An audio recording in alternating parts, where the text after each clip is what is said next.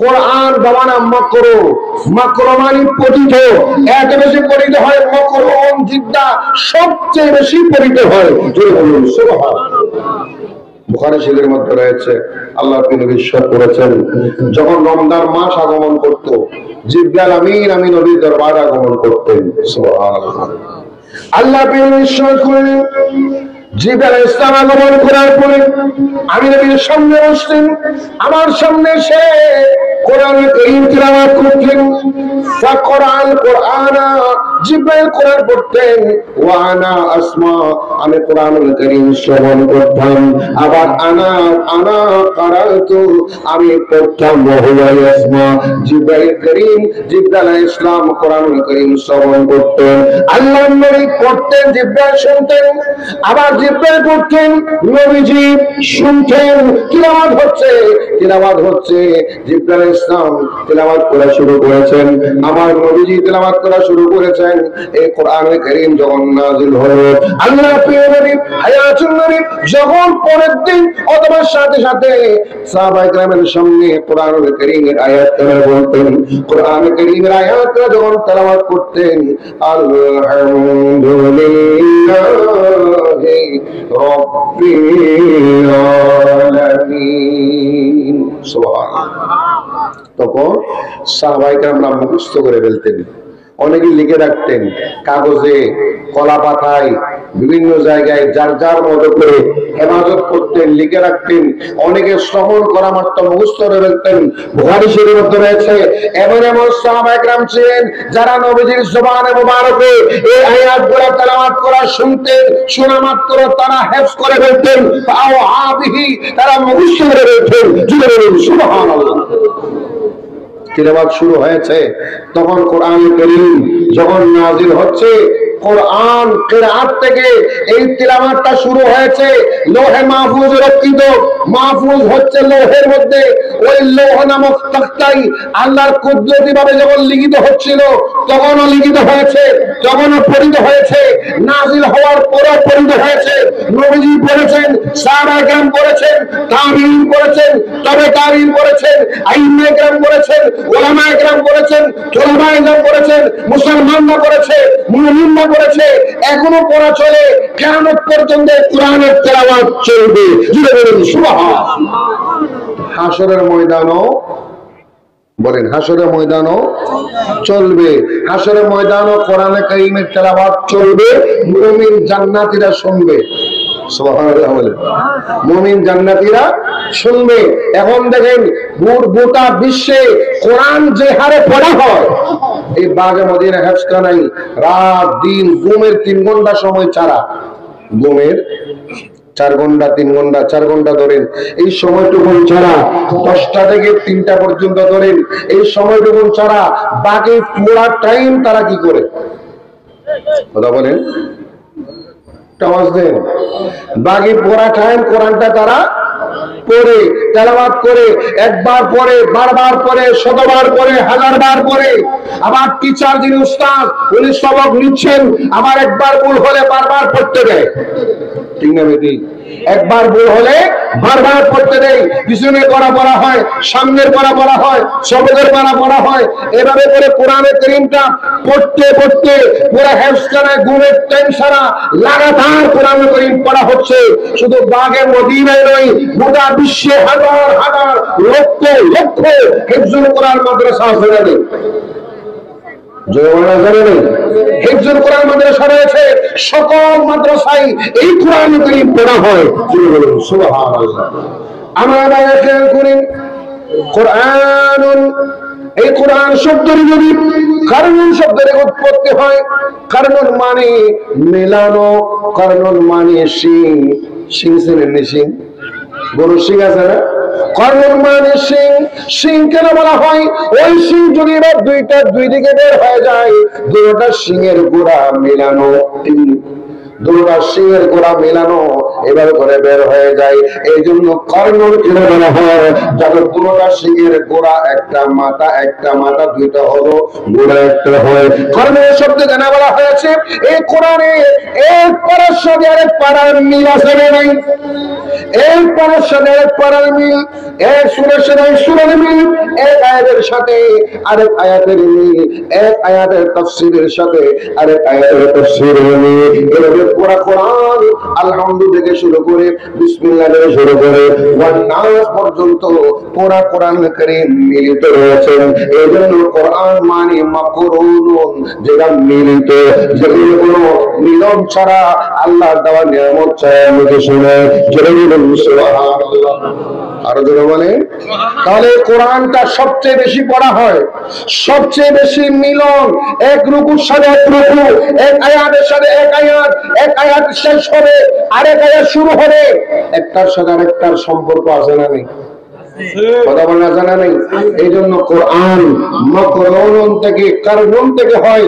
পুরা কোরআন শুরু থেকে শেষ পর্যন্ত আপনি চাইলে এক বাক্য বানাতে পারবেন, এক জুমলা বানাতে পারবেন। যিনি বলুন সুবহানাল্লাহ। আল্লাহুম্মা সাল্লি আলা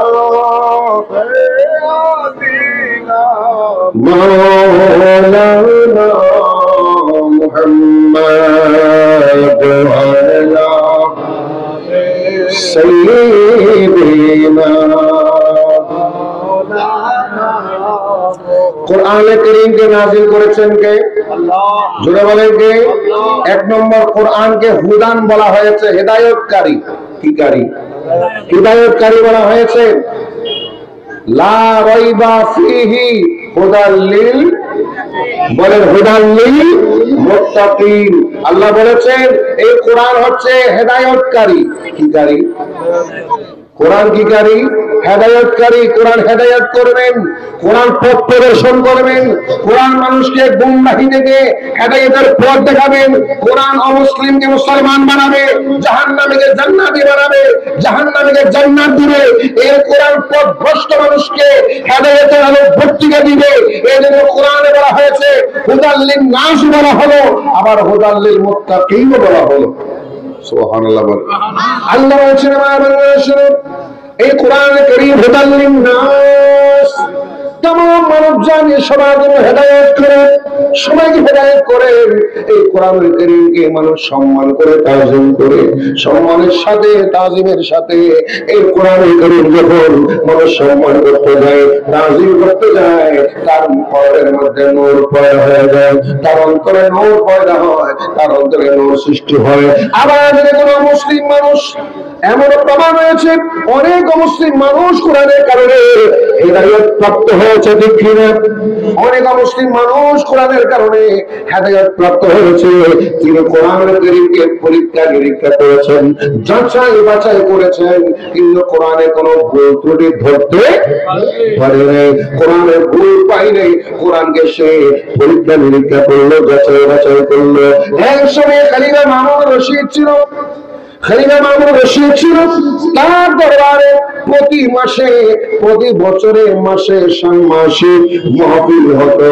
মাহফিলের মধ্যে ওলামায়ে কেরাম আগমন করতেন, ওলামায়ে কেরাম আগমন করে কবি সাহিত্যিকরা আগমন করতেন, বড় বড় জ্ঞানী গুণী মানুষরা আগমন করতেন। তারা এসে তারা কোরআন কারীমের শান নিয়ে আলোচনা করতেন, কোরআন কারীমের তাফসীর করতেন, কোরআনের ব্যাখ্যা করতেন, কোরআন নিয়ে তারা আলোচনা করতেন। একদিন শেখ খলিফা মামুন রশিদের দরবারে একজন ইহুদি বেঈমান মানুষ, কবি, তিনি একজন কবি ছিলেন, ভালো দার্শনিক ছিলেন, ভালো জ্ঞানী মানুষ ছিলেন, উপস্থিত হয়েছেন। তখন খলিফা বললেন, হে আগন্তুক ব্যক্তি, আপনি তো আমাদের এই মাহফিলের সদস্য নন, আপনি তো কখনো আসেন নাই, আজকে আপনি আগমন করেছেন, আপনার কি উদ্দেশ্য ছিল? খলিফা মামুন রশিদ প্রশ্ন করেছিল, আপনি কেন এসেছেন? তখন তিনি বললেন, আমি এখানে একটা মাহফিল হয়, একটা জলসা হয়, জলসাখানা দেখতে আসলাম। তখন খলিফা বললেন, এটা তো কোরআনের জলসা, তুমি কি মুসলমান? বলে, না আমি মুসলমান না, আমি মুসলমান না, কিন্তু আমি একজন জ্ঞানী মানুষ, আমার কবিতা চর্চা ভালো লাগে, জ্ঞান চর্চা ভালো লাগে, এই জন্য আসলাম। তখন তিনি অনেকক্ষণ বসলেন, বসে চলে গেলেন।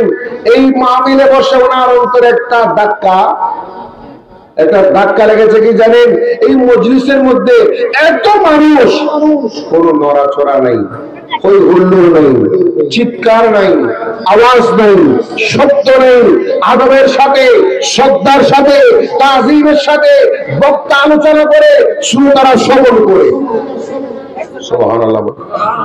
তিনি গিয়ে চিন্তা করলেন, এই কোরআন নিয়ে আমাকে ভাবতে হবে, চিন্তা করতে হবে। যে কালামগুলা শুনলাম, এই কোরআনের কালামগুলা মানুষের বানানো হতে পারে না। সুবহানাল্লাহ। এগুলা মানুষের তৈরি হতে পারে না। আমরা দীর্ঘদিন বলেছিলাম, তিনি গবেষণা শুরু করলেন। একবার সিদ্ধান্ত নিলেন, না, তাওরাত, জবুর, ইনজিল, কোরআন এগুলাকে আমি পরীক্ষা করব। কি করব বলেন না? কি করব? হাতের লেখা সুন্দর ছিল, তিনি হস্তশিল্পী ছিলেন, হাতের লেখা ভালো, হস্তশিল্পী ছিলেন, লেখার গতিও ছিল ভালো। নিজের হাতে তাওরাতকে রদ বদল করে, পরিবর্তন করে কিছু বাড়ালেন, কিছু বলেন না, কিছু বাড়ালেন, কিছু কমালেন। লিখে ওই তাওরাত যারা মানত তাদের কাছে নিয়ে গেল, পাদ্রীদের কাছে নিয়ে গেল। নিয়ে গিয়ে বললো, ভাই এই তাওরাতটা আমি লিখেছি, হাদিয়া হিসেবে দিলাম, তুমি নাও। তখন সেই পাদ্রীরা তাওরাত লিখেছেন, জাবুর লিখেছেন, ইনজিল লিখেছেন, সেই পাদ্রীরা তখন এগুলা নিয়ে দেখে তাকে ধন্যবাদ দিল, প্রশংসা করলো। কি করলো? জোরে বলেন না, কি করলো? প্রশংসা করলো। তাওরাত ওয়ালারা, ইহুদিরা প্রশংসা করলো, খ্রিস্টানরা পছন্দ করলো। এরা বললো, তুমি একটা ভালো কাজ করেছো, তাওরাতটা আমাদের লিখে দিয়েছো, ইনজিলটা লিখে দিয়েছো। তারিফ করলো। যখন তিনি তাওরাতে তারিফ পেলেন, প্রশংসা পেলেন, জবুরে, ইনজিলে তারিফ, প্রশংসা পেলেন, এখন লিখলেন কি? কোরআন। লিখলেন কি? জোরে বলেন না, লিখলেন কি? কোরআন। ওই মানুষটা যখন কোরআনে কারীম লিখল, কোরআন লেখার পরে পুরো কোরআন শরীফ লিখেছে, রাত দিন পরিশ্রম করে কোরআন লেখার পরে পুরো কোরআন লিখেছে। ওখানে কিছু ওলাট পালট করে বেষ্টন করে লিখেছে। তাওরাত যেভাবে বেষ্টন করা হয়েছিল, ইনজিল যেভাবে বেষ্টন করা হয়েছিল, জবুর যেভাবে বেষ্টন করা হয়েছিল, সেভাবে বেষ্টন করে পরিবর্তন করে পুরো কোরআন সে লিখে একটা মসজিদে গেল। সুবহানাল্লাহ। একটা মসজিদে গেলেন, মসজিদে যাওয়ার পরে মসজিদের ইমাম সাহেব, মুয়াজ্জিন সাহেব, ইমাম খতিব সাহেব এখানে আছে না নাই? খতিব সাহেবের কাছে কোরআনটা উপহার দিলেন। হুজুর, এই কোরআনটা আমি লিখেছি, একটু দেখেন কিরকম হয়েছে, একটু দেখেন। তখন হুজুর বললেন, তুমি নিজের হাতে লিখেছ, ঠিক আছে, আমি দেখবো। আমি দেখতেনি, তিনি দেখতেছিলেন, পাতাটা উল্টায় দেখতেছেন। হঠাৎ করে দেখতেছেন কতগুলো আয়াতে উলট পালট করে দিয়েছেন, বেষ্টন করে দিয়েছেন। আগেরটা পরে পরেরটা, বলেন না, আগেরটা পরে পরেরটা আগে করে দিয়েছেন। মাঝে মাঝে কয়েকটা শব্দ বেষ্টন করে দিয়েছেন। এখন তিনি তো জানে না, এখানে আলেম ওলামা যারা, হাফেজ কোরআন যারা, তাদের কাছে কোরআন মুখস্থ আছে না নাই? জোরে বলে। হাফেজের সামনে আপনি তেলাওয়াত করতেছেন, ভুল হলে বুঝবেন, বুঝবে না? বুঝবে তো? বুঝবে না? বুঝবে। তখন আপনি আপনাকে লোকমা দিবে, এটা ভুল হয়েছে, এরকম না এরকম হবে, ঠিক না বেটি? এরকম না এরকম হবে। সেই আলেমরা, মসজিদ খতিব সাহেব কোরআনে কারীমের হাফেজ ছিল। ওই কোরআনটা তিনি আবার দেখলেন, আবার দেখার পরে দেখতেছেন অনেক পৃষ্ঠায় তিনি ভুল করেছেন, সংযোজন নিয়োজন করেছেন, বেষ্টন করে দিয়েছেন।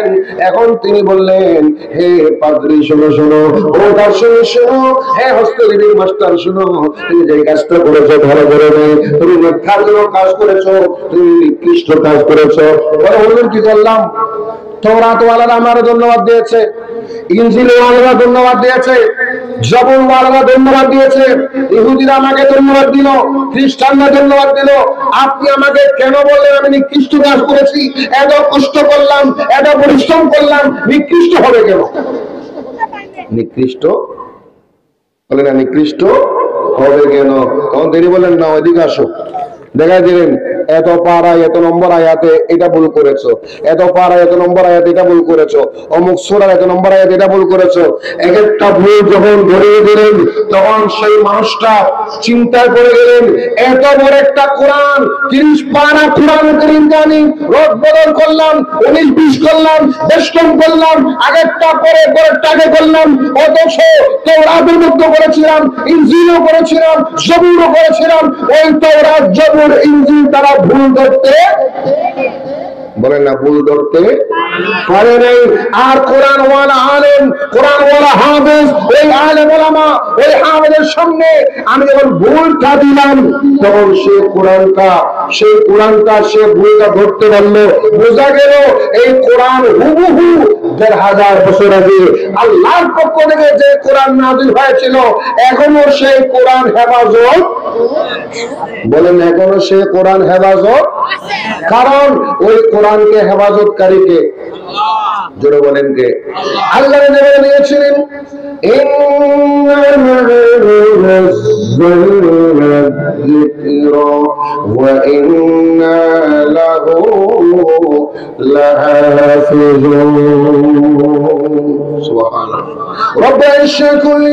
নিশ্চয় আমি আল্লাহ এই কোরআন কারীম নাযিল করেছি, এই কোরআন কারীম আমি হেফাজতকারী, আমি আল্লাহ হেফাজতকারী, এই কোরআন আমি হেফাজত করব। এখন বলেন আল্লাহ যখন হেফাজত করেন ওখানে কোন দার্শনিকের বেষ্টন করার সুযোগ আসেনি, কোন বিজ্ঞানিকের বেষ্টন করার সুযোগ আসেনি। কোন বিজ্ঞানিক বলেন, বৈজ্ঞানিক বলেন, দার্শনিক বলেন, জ্ঞানী বলেন, হস্তলিপি বলেন, আলেম বলেন, পাত্রী বলেন, কোন মানুষের পক্ষে চেঞ্জ করা, পরিবর্তন করা, সংযোজন করা, বিয়োজন করা সম্ভব নয়। এই কথা শুনে তিনি সেই দিন তিনি কলমা পড়ে মুসলমান হয়ে গেলেন। লা ইলাহা ইল্লাল্লাহ মুহাম্মাদুর রাসূলুল্লাহ সাল্লাল্লাহু আলাইহি ওয়াসাল্লাম কলমা পড়ে মুসলমান হয়ে গেল। এই কোরআন তো মানুষের বানানো কোরআন নয়, এই কোরআন মানুষের তৈরি কোরআন নয়, এই কোরআন মানুষ তৈরি করে নেই, এই কোরআন পাঠিয়েছেন কে? যারা বলেন কে? এই কোরআন আল্লাহ পাঠিয়েছেন, এই কোরআন আল্লাহ হেফাজত করেছেন, এই কোরআনকে হেফাজত করে আনলো। তিনি বললেন আমি বিশ্বাস করলাম এই কোরআনটা আল্লাহর কালাম, যে জন্য আল্লাহ বলেছেন হুদান লিন্নাস, হুদান লিন্নাস। এই কোরআনুল কারীম মানুষকে হেদায়েত করবে, হেদায়েতের আলোক বর্তিকা দান করবে, বেঈমানকে ঈমান দান করবে, অমুসলিমকে ইসলাম দান করবে, জাহান্নামীকে জান্নাতি বানাবে। পরের মাসে খলিফা মামুনুর রশিদের দরবারে তিনি আবার গেলেন, সুবহানাল্লাহ বলেন। আগের বার গিয়েছেন তিনি অমুসলিম ছিলেন, ঠিক না বেটি? কথা বলেন। আগেরবার গিয়েছেন তিনি কি ছিলেন? অমুসলিম ছিলেন। আগেরবার গিয়েছেন তিনি নাপাক ছিলেন। আর এবার 1 মাস পরে আবার যখন দরবারে আসলেন এখন তিনি মুসলিম, এখন তিনি মুমিন, এখন তিনি পাক, এখন আর নাপাক নেই, এখন আর নবীর দুশমন নাই, এখন আর কোরআনের দুশমন নাই, এখন কোরআনের পক্ষ হয়ে গেলেন, জান্নাতি হয়ে গেলেন, আল্লাহ ওয়ালা হয়ে গেলেন। এই হিদায়াত নসিব হয়েছে কোরআন কারীমের পরিষ্কার মুজিজার কারণে, ঠিক না? খলিফা দরবারে আসলেন, আসার পরে খলিফা বললেন তুমি না গত মাসে আমার এখানে এসেছিলা? বলে জি হুজুর। আমার এখানে তো মুসলিম আসার সুযোগ নেই, কোন নাপাক মানুষ আসতে পারে না, কারণ মুসলিম মুশরিকরা নাপাক। মুশরিকরা কি নাপাক, এরা আসতে পারে না। ওই সময় তিনি চিৎকার করে বললেন খলিফা মামুনুর রশিদ সাহেব শুনেন, আমি এখন আর নাপাক নাই, আমি এখন পাক হয়ে গিয়েছি, আমি এখন আর অমুসলিম নয়, মুসলমান হয়ে গিয়েছি, আমি এখন আর কোরআনের বিরোধী নয়, আমি কোরআনের পক্ষ হয়ে গিয়েছি, আমি এখন মুসলমান হয়ে গিয়েছি, আমি মুমিন হয়ে গিয়েছি, আমি এখন মুসলমান হয়ে গেলাম। বলে কেন? পুরা ঘটনাটা বললেন। ঘটনাটা বললেন তখন খলিফা মামুনুর রশিদ বললেন শোনো শোনো, তোমার মতো লক্ষ লক্ষ বার, হাজার হাজার বার, ১,৫০০ বছরে, ১,৪০০ বছরে অনেক মানুষ চেষ্টা করেছে, অনেক দার্শনিক চেষ্টা করেছে, অনেক বৈজ্ঞানিক চেষ্টা করেছে এই কোরআনকে রদবদল করার জন্য, সংযোজন করার জন্য, কারো পক্ষে সম্ভব হয় না। আল্লাহু আকবার, আল্লাহু আকবার। এই কোরআনকে হেফাজতকারী কে? ইসলামের হেফাজতকারী কে? এখন আমি আপনি যদি বলি আমরা ইসলামকে হেফাজত করব, আপনি ইসলামের হেফাজত করতে পারেন না, আপনি ইসলামের খেদমত করতে পারেন। ঠিক না বেটি? কথা বলেন না? আপনি ইসলামের কি করতে পারেন? খেদমত করতে পারেন, খিদমত করতে পারেন, সেবা করতে পারেন, গোলাম করতে পারেন, অনুসরণ করতে পারেন, অনুকরণ করতে পারেন। ঠিক না? এখন যে আপনারা হেফাজত ইসলাম বলেন, ইসলামকে হেফাজতকারী বলেন, হেফাজতকারীকে আমি আপনি নাকি আল্লাহ? জোরে বলেন। এই সিরিয়া দেখেন, সিরিয়া এখন বিজিত হয়েছে, শুনেছেন? সিরিয়ার বাশার আল আসাদ যে জালিম শাসক ছিল সে পালিয়েছে। সুবহানাল্লাহ বলেন। যে বাশার আল আসাদ সিরিয়ার জালিম শাসক, জালিম প্রেসিডেন্ট, যারা সুন্নি মুসলমানদের মারধর করত, জুলুম করত, হাজার হাজার লক্ষ লক্ষ সুন্নি মুসলমানদেরকে সে শহীদ করেছে। তার হুকুমে শিয়া সম্প্রদায় ওখানে বিস্তার লাভ করেছে।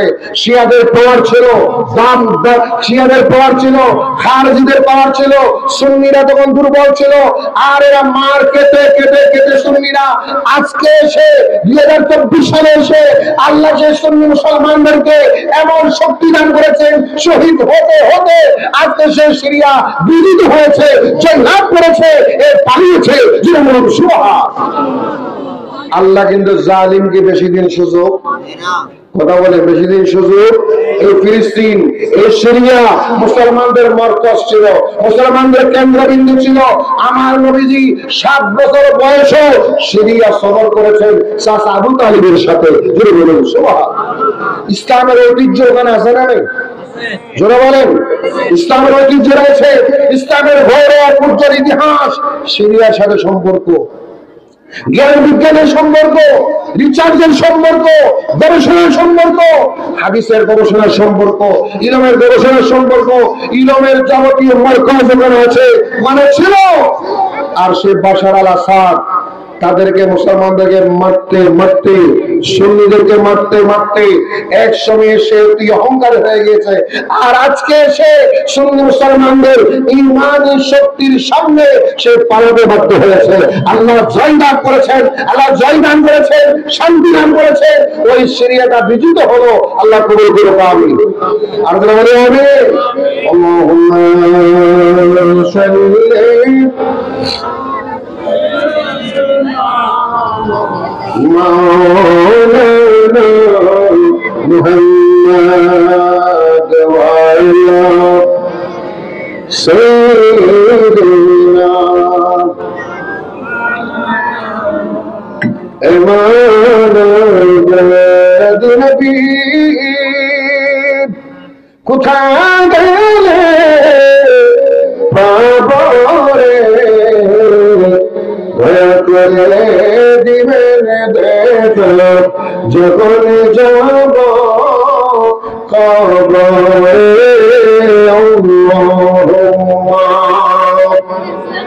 জোরে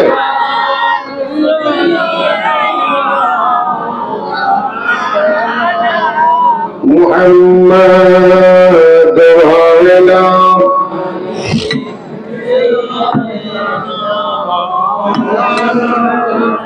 তাহলে গোটা পৃথিবীতে কোরআন হচ্ছে সম্মানী।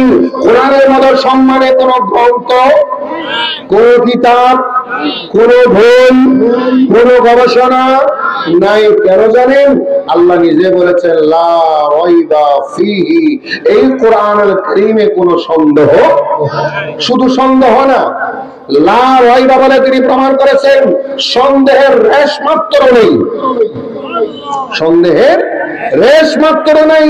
জররা পরিমাণ সন্দেহ করলে ঈমান যাবে না থাকবে? সন্দেহ করলে ঈমান যাবে না থাকবে? ঈমান যাবে, ঈমান থাকবে না। কারণ সন্দেহ নাই বলেছেন কে? জোরে বলেন কে? লা রাইবা ফিহি, এই কোরআনে কোনো সন্দেহ। এখন আপনি সম্মান করেন আর না করেন, আপনি মানেন আর না মানেন, এই কোরআনকে সম্মানিত করেছেন কে? আল্লাহ সম্মানিত করেছেন, বরকত মণ্ডিত করেছেন, সম্মান দান করেছেন এই কোরআনুল কারীমকে। কেন জানেন? ওটা হচ্ছে কালাম, আল্লাহর কালাম, আল্লাহ পাক রব্বুল আলামিনের কথা, আল্লাহর ভাষা, আল্লাহর কালাম, আমার নবীর মাধ্যমে আমরা পেলাম। জোরে বলুন সুবহানাল্লাহ। আরো জোরে বলেন সুবহানাল্লাহ। আল্লাহুম্মা সাল্লি আলা সাইয়্যিদিনা মাওলানা